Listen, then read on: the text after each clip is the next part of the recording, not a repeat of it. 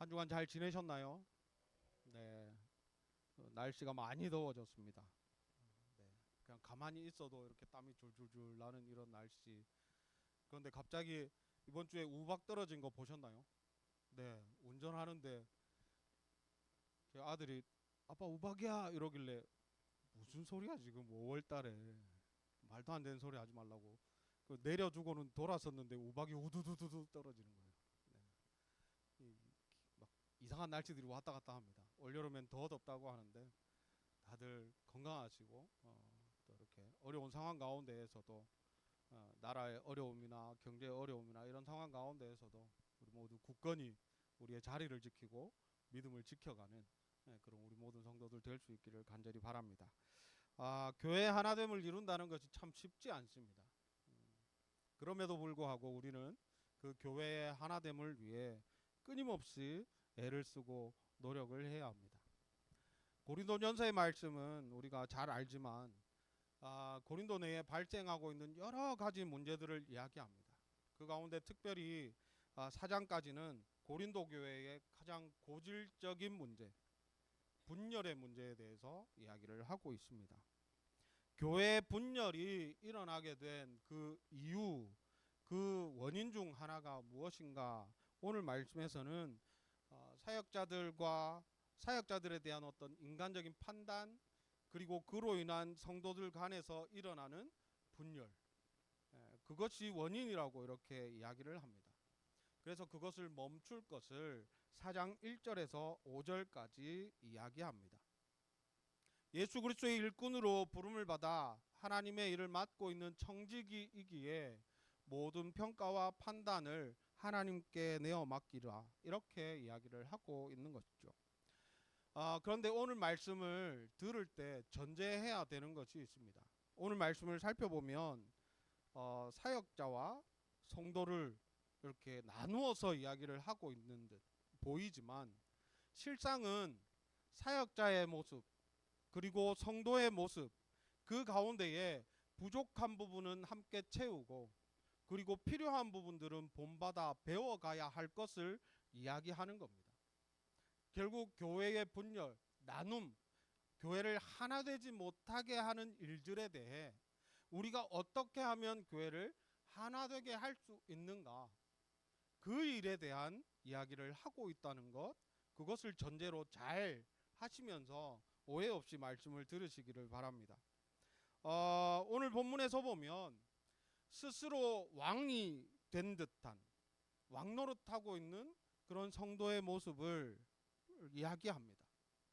그와 대조해서 복음을 위해 끊임없이 노력하고 애를 쓰는, 그럼에도 불구하고 고난 가운데 겸손함으로 나아가고 있는 그런 사도들의 모습을 대조합니다. 특별히 이런 겸손의 모습을 이야기하면서 바울과 아볼로가 스스로 둘 다 서로 대적하거나 서로 비방하거나 판단하지 않고 서로 겸손히 남을 나보다 낮게 여기는 일들에 본을 보였음을 이야기합니다.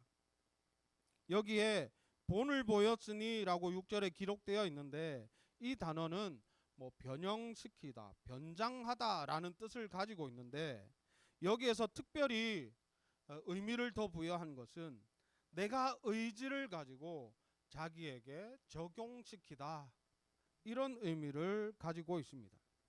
그러니까 바울이 다른 사람들 앞에서 다른 사람을 판단하거나 평가하는 일들, 이런 일들을 보이지 않기 위해, 겸손함으로 남을 이렇게 높이기 위해 바울과 아볼로, 이 사역자들, 사도들은 능동적으로 자신에게 그 일들을 적용시켜 남들에게 보여주었다라는 의미를 가지는 것이죠.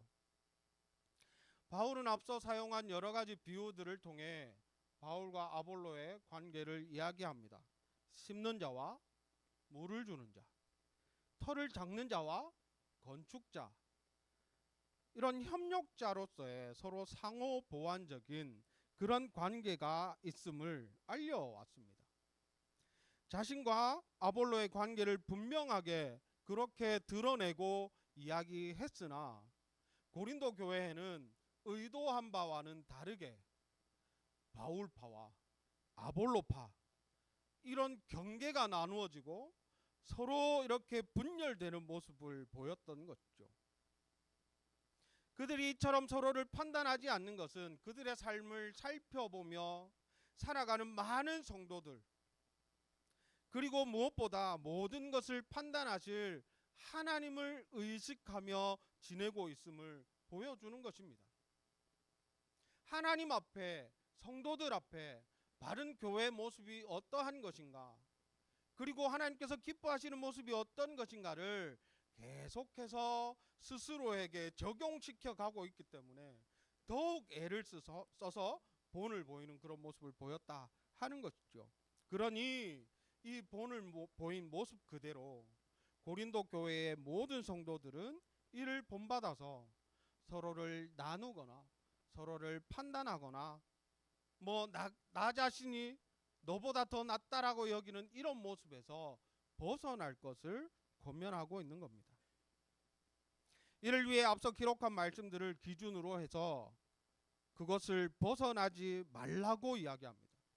여기서 기록한 말씀이라는 부분은 앞서 바울이 기록한 1장에서부터 쭉 기록된 이런 교훈으로 볼 것인가, 아니면 지금 이야기하는 교만하지 말고 겸손하라 하는 이 말씀, 그것으로 볼 것인가 하는 거에 학자들 간에 서로 차이는 있지만 1장에서부터 꾸준히 바울이 고린도 교회를 향해서 말하고 있는 그 교훈을 뜻하는 것이라 보는 것이 더 타당합니다.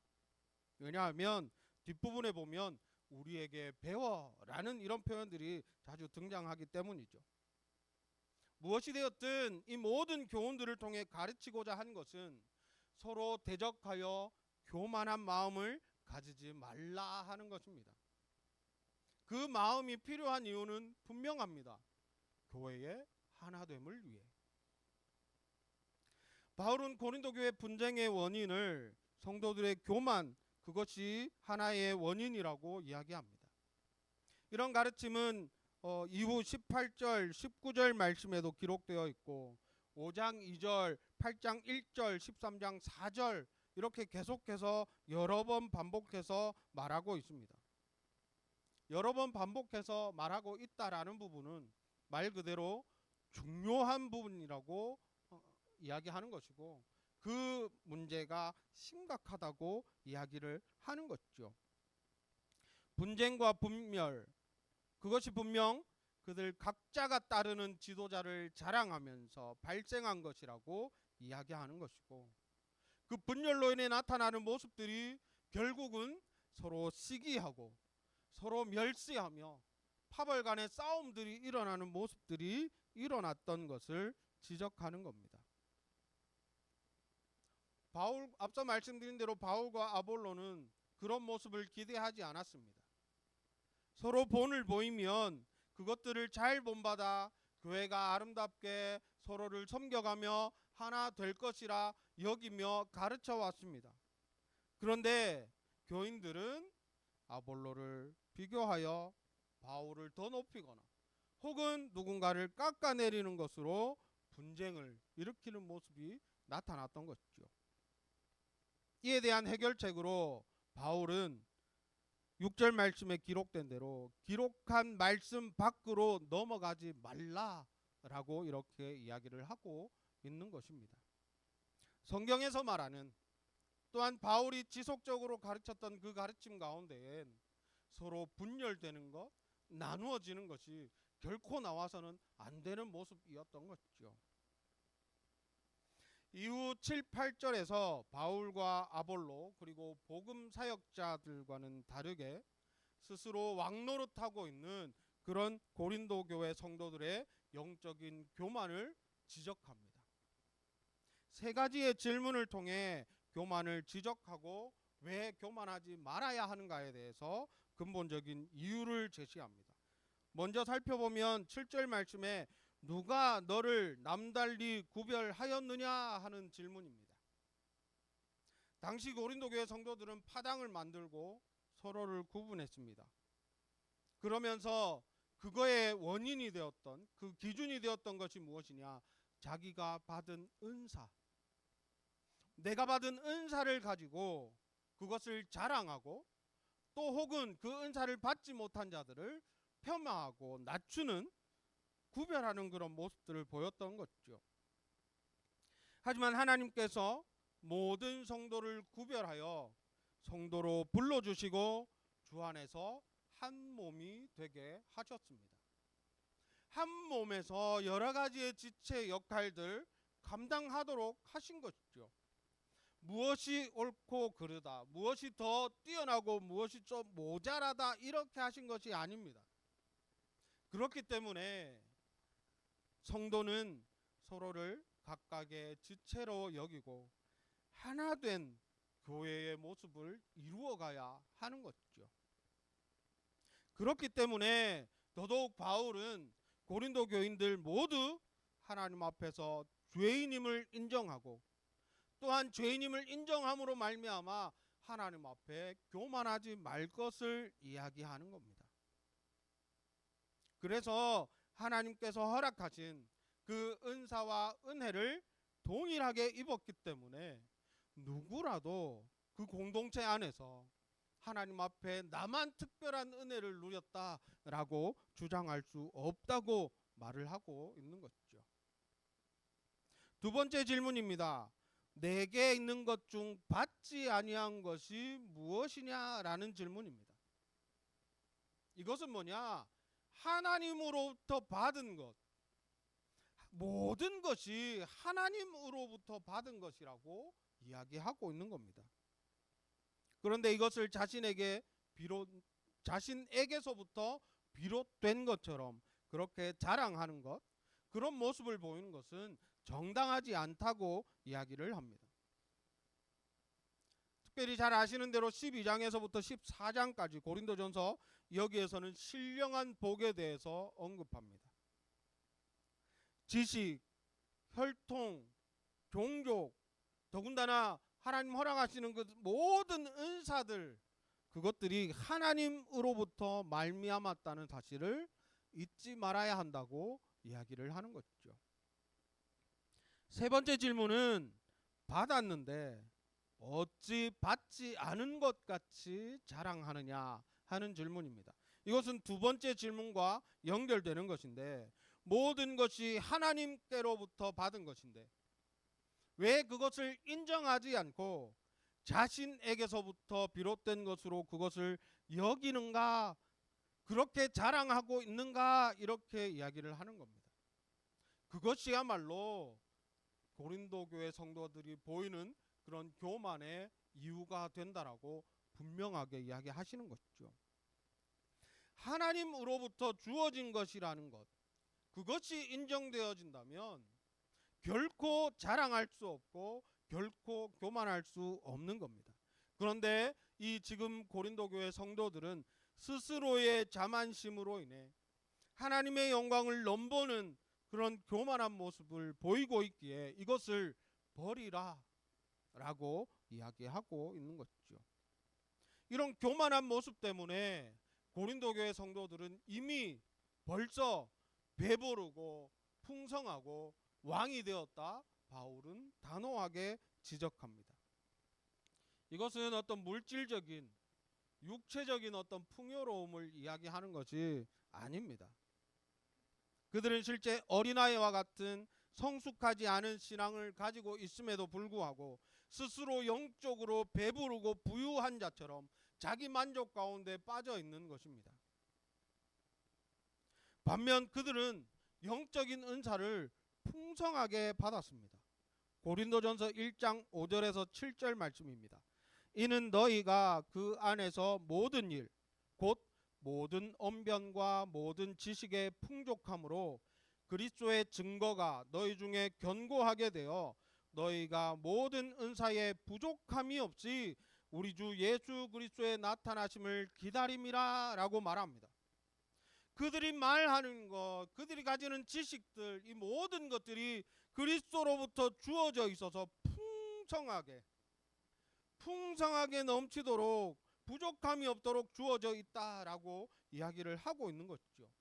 하나님으로부터 주어진 것, 하지만 이런 풍성한 그런 은사의 가득함을 가지고서도 예수 그리스도의 겸손을 닮아가기보다는 스스로의 높아지는 모습을 보이고 있는 그 연약함을 지적하는 것이죠.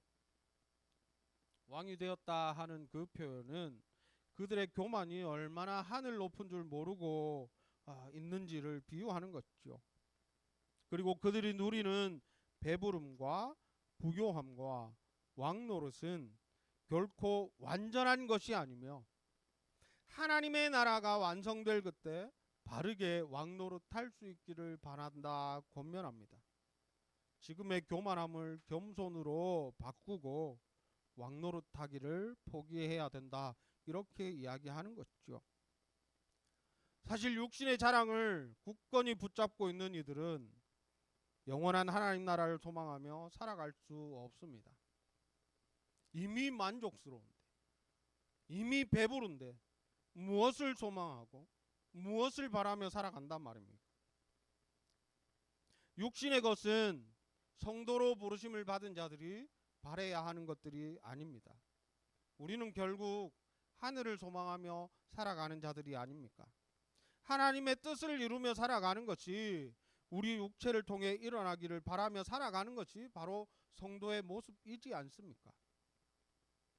육신의 삶을 통해 우리가 꿈꿀 것은 결코 안락함과 편안함에 있지 않습니다. 우리는 각자 자신에게 주어진 하나님의 부르심을 따라 자기 십자가를 지고 살아가는 것, 그것이야말로 성도로서 우리가 바라야 하는 삶의 모습인 것을 잊지 말아야 하는 것이죠. 로마서 8장 17절 말씀에 우리가 그와 함께 영광을 받기 위하여 고난도 함께 받아야 할 것이라 말씀합니다. 우리가 영광을 얻기 위해서는 믿음을 가지고 복음을 가지고 살아갈 때 경험되는 그런 어려움과 아픔들, 고난마저도 받아야 하는 것입니다. 그것이야말로 진정한 성도로서 누리게 되는 영광이라고 말씀하고 있는 것이죠. 지금 누리는 영광이, 지금 누리는 풍성이 우리의 참된 영광, 우리의 마지막 풍성이 아닙니다. 이것이야말로 사실은 자랑할 것이 하나 없습니다. 우리가 바랄 것은, 우리가 소망할 것은 영원한 것에 있음을 우리는 잊지 말아야 하는 것이죠. 이후 바울은 고린도 교인들의 교만을 책망하면서 사도들이 끝없는 고난 가운데에서 어떻게 살아가고 있고, 또한 그 살아감을 통해 결국은 무엇을 이루기를 원하는가를 이야기합니다. 결국 주신 사명, 복음을 전하는 일, 그 일 때문에 끝없는 고난 가운데에서도 굳건히 나아가고 있음을 이야기하고 있는 것이죠. 9절 말씀해 보니까 하나님이 사도인 우리를 죽이기로 작정된 자 같이 끄트머리에 두셨음에 라고 이야기합니다. 우리가 흔히 하는 말들 가운데 너무 어렵고 힘든 상황이 오면 마치 벼랑 끝에 서 있다라는 그런 표현들을 쓰고 있지 않습니까? 마찬가지입니다. 인생의 가장 끄트머리, 가장 힘들고 어려운 그 처지 가운데에 놓여 있는 겁니다. 그리고 9절 말미에 보니까 구경거리가 되었다라고 하는데요. 구경거리라는 것도 극장과 같은 구경거리가 있는 그런 장소를 말합니다. 글래디에이터 영화 보셨죠? 검투사들이 거기에서 막 서로를 죽이고 싸우는 것, 실제로 이 시대에 많은 믿음의 사람들이 믿음을 지켜가는 것으로, 또 복음을 전하는 것으로 말미암아 많은 사람들이 두고 보는 그 가운데에서 사자의 먹이가 되고 서로 죽임을 당하는 이런 일들 가운데 놓여졌던 것입니다. 그런 삶이 그저 앞으로 그런 일들이 일어날 것이야라가 아니라 사도들은 그런 현실 가운데 놓여있는 인생을 살았던 것이죠. 죽이기로 작정된 자 같이 라고 말을 하고 있는 것에서도 우리가 알 수 있지만, 사도들의 삶이, 성도들의 믿음을 지켜가는 그 삶은 마치 죽음에 그냥 방치된 것처럼 마지막으로 내던져져 있었습니다. 온 세상 가운데 구경거리, 조롱거리, 심지어 죽음에 이르는 그런 고난의 삶을 살았습니다. 그럼에도 불구하고 십자가의 복음을 전하며 순교의 삶을 살았던 것이죠. 바울과 사도들은 그리스도로 말미암아 미련하고 약하고 비천한 자가 되었다 이야기합니다. 그리스도를 위해 세상의 지혜에 있어 스스로 무지한 자가 되었습니다. 내가 아는 모든 것들을 배설물로 여기겠다 고백한 그 바울의 고백이 그대로인 것이죠. 세상에서 가장 약하고 비천한 자와 같이 매를 맞고 핍박받았습니다. 이런 모습이 그리스도를 알지 못하는 자들에게 있어서는 그저 무지하고 약하고 비천한 자들의 모습일 뿐이었죠. 이에 반해 고린도 교회 성도들은 그리스도를 믿는 믿음 안에서 지혜롭고 강하고 존귀한 자가 되었습니다. 이것은 그들을 높이는 말들이 아닙니다. 그들의 교만을 지적하는 것이죠.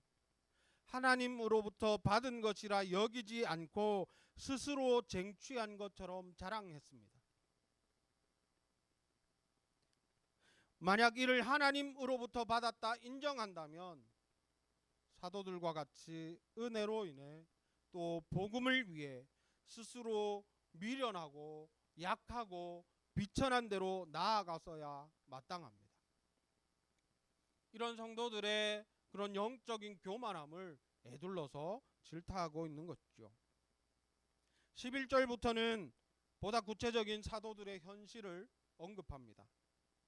복음을 전하는 지금 이 순간에도 여전히 고난과 핍박이 이어지고 있음을 밝히고 있습니다. 줄이고 목마르고 헐벗었다 이야기합니다. 외부적인 탄압으로 인해 매 맞기까지 합니다. 단순히 매를 맞는 것을 넘어서서 마치 노예나 범죄자 취급을 받으며 모욕을 당했다라는 말입니다. 게다가 복음을 전하러 이곳저곳 다니다 보니 집 없이 돌아다녔습니다.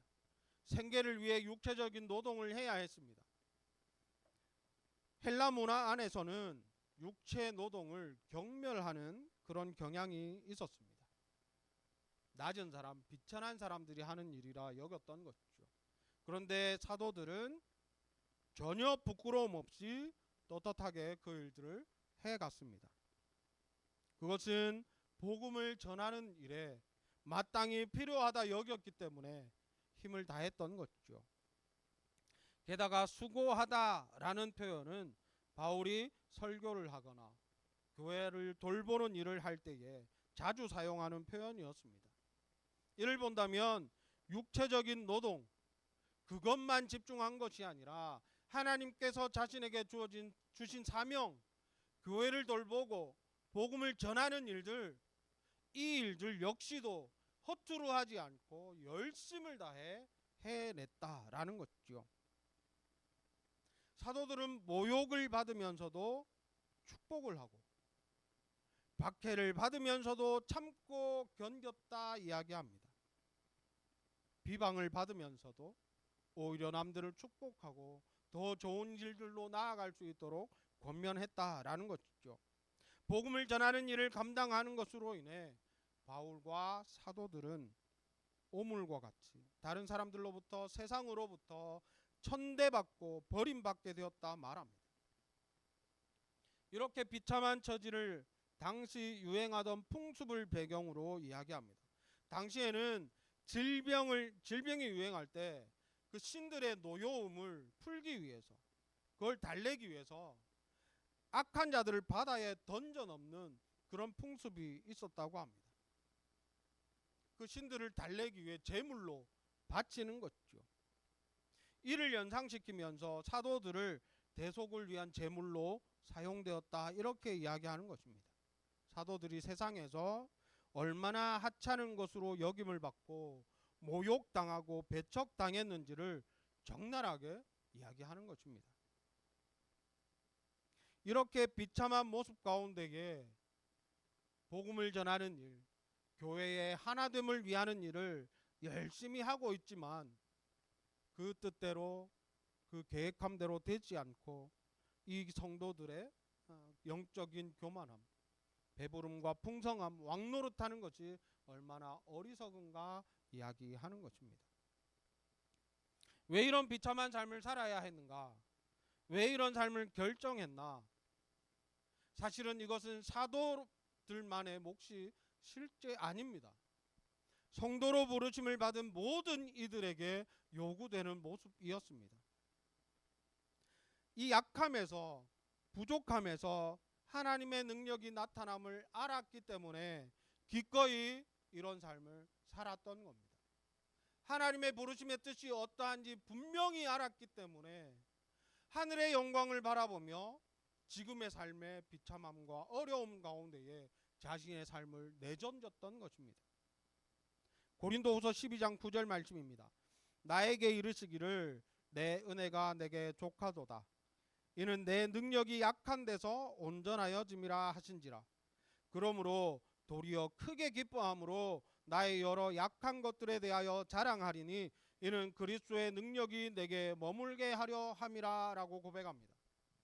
고린도후서 12장에서는 바울이 자신이 가지고 있던 육체의 연약한 가치, 그거에 대한 내용이 나옵니다. 학자들 간의 견해 차이가 있습니다. 이 가치를 바울이 그때 알았던 육체의 질병으로 이해하기도 합니다. 간질이나 안질 이런 것으로 해석하기도 합니다. 다른 학자들은 바울이 사역을 하는 가운데 있을 때에 언제나 걸림돌이 되었던 그런 사역의 대적들을 말하기도 합니다. 육체적으로 연약함이 있고 외부로부터 주어지는 고통과 공격 가운데 늘 노출되어 있었음을 말하는 것이죠. 사역 중에 대적자들로 인해 겪는 수많은 고통들, 육체로 인하여 남들 앞에 부끄럽고 그리고 연약하고 아픈 그런 모습들이 있었다라는 겁니다. 그 수없이 많은 고통이 있는데 그것 때문에 바울은 이 육체의 가치를 없이 해달라 하나님 앞에 3번이나 기도합니다. 그런데 하나님께서 응답하지 않으셨습니다. 그리고 말씀한 것이 바로 고린도후서 12장 9절 말씀입니다. 고통과 연약함, 가시와 같은 힘든 일들이 있지만 이를 통해 오직 하나님의 능력이 나타나게 됨을 고백하고 있는 겁니다. 우리가 연약하지만 힘들지만 또한 우리가 나아가는 그 길이 고통으로 훤히 보이는 그 길이지만 그 일들을 통해 그 길을 통해 하나님의 능력이 나타나고 하나님의 복음이 증거되어지고 하나님이 기뻐하시는 교회가 세워지는 그 일이 있기 때문에 바울은 그것으로 기뻐한다, 그것으로 족하다 이렇게 고백하고 있는 것입니다. 그리스도를 위해 살아가는 인생에 내적으로 외적으로 고통이 있고 어려움이 있다 할지라도 오직 그것이 하나님의 능력을 나타내는 길인 것으로 여기고 기꺼이 그것을 은혜로 여기며 살아갔다라는 말인 것이죠. 이는 비단 바울과 초대교회 사도들 또 믿음을 지켜갔던 많은 성도들 그 모습들에만 등장하는 것이 아닙니다. 그 이후 일어났던 기독교의 모든 역사 가운데에서도 동일하게 일어났으며 특히나 우리나라 초기 기독교의 역사들을 살펴보아도 너무나 많은 그런 열심을 다한 특히나 순교자의 그런 모습들이 있습니다. 양화진 이런 데 가보셨나요? 많은 분들 가보셨겠죠. 단지 복음이 전해져 있지 않다라는 그 이유 때문에 들어보지도 않았던 그 조선 땅으로 기꺼이 목숨을 건 항해를 하고 이 땅에 들어옵니다. 말도 통하지 않고 문화도 다른 이곳 가운데에 그저 하나님이 원하시는 그 길, 하나님께서 바라시는 그 길, 복음이 전해지는 것, 교회를 세워가는 것, 그걸 위해 자신의 남은 삶 모두를 내어 던졌던 이들의 자취가 그저 글로만, 그저 전해오는 전설로만 있는 것이 아닙니다. 역사의 현장 가운데 분명히 일어났고 그 일들을 통한 열매가 지금 우리가 누리고 있는 이 교회의 아름다움인 것이죠. 그 순교자들의 모습을 본다면 우리가 이해할 수가 없습니다. 특히나 저는 토마스 선교사님을 좋아합니다. 그저 대동강변 들어와서는 복음 한번 제시하지 못하고 그저 가져왔던 성경책을 던지는 것으로 목이 잘려 순교하는 그 일들을 보이셨던, 그런데 그 누구도 믿음을 가진 자라면 그 토마스 선교사님의 그 걸음을 무의미하다, 쓸모없다 하지 못합니다. 세상에서는 어리석다 하고 안타깝다 하고 세상에서는 왜 그렇게 하나 무지하다 손가락 할지 몰라도 그 피 흘림, 그 헌신, 그 비참하고 어려움 가운데에 기꺼이 던져냈던 자신의 인생, 그걸 통해 수많은 이 믿음의 후손들이 일어난 것을 우리는 결코 모르지 않습니다.